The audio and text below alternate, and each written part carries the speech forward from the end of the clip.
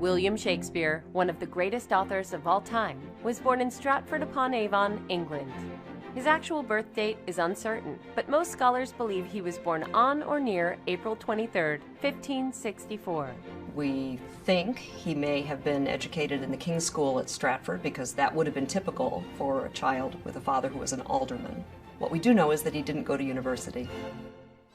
We have a marriage record for Shakespeare to Anne Hathaway in 1585. We also have baptism records for a daughter and a set of twins. And we also know that his son, Hamnet, one of the twins, died.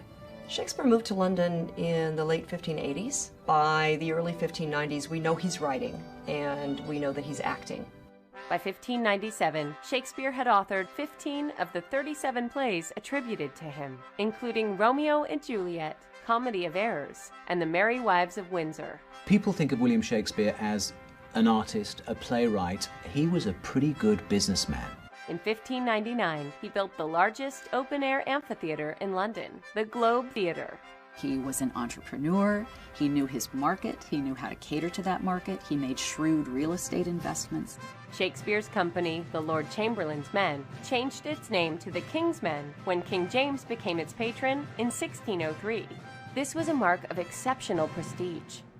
The different types of Shakespeare plays, they're separated into histories, comedies, tragedies, and then later on tragicomedies. Shakespeare's phrases, the ways he used words, are so common that people often get mixed up and can't remember if they came from the Bible or from Shakespeare.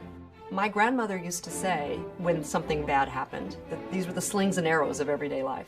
She was not an educated woman, and she didn't go to Shakespeare plays. She didn't get that one from the Bible. What scholars call Shakespeare's middle period, from 1595 to 1605, included such classic comedies as Midsummer Night's Dream, As You Like It, Twelfth Night, and Much Ado About Nothing. He also produced Hamlet, Othello, and Macbeth during this period. Right at the cusp, where Shakespeare begins to write Lear, it tips into what we could call the later Shakespeare.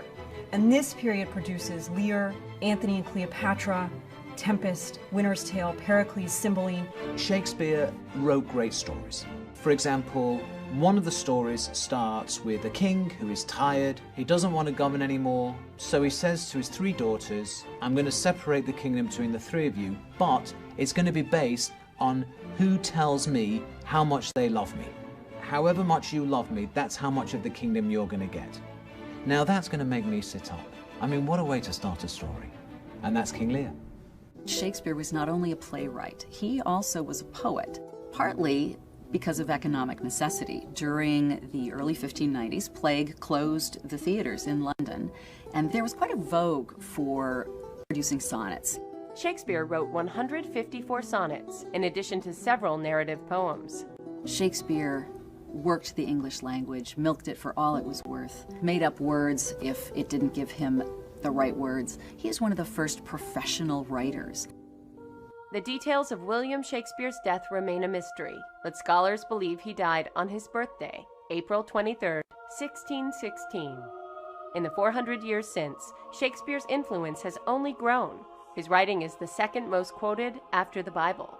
He has been credited with introducing almost 3,000 words to the English language, and a Google search on Shakespeare returns more than 140 million results.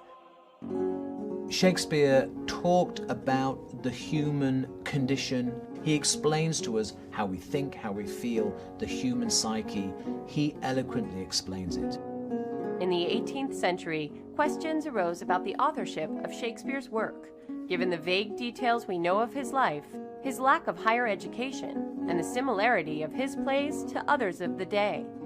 Today, most scholars believe Shakespeare wrote all his plays and sonnets. I would argue that Shakespeare's legacy is the most influential figure in human civilization.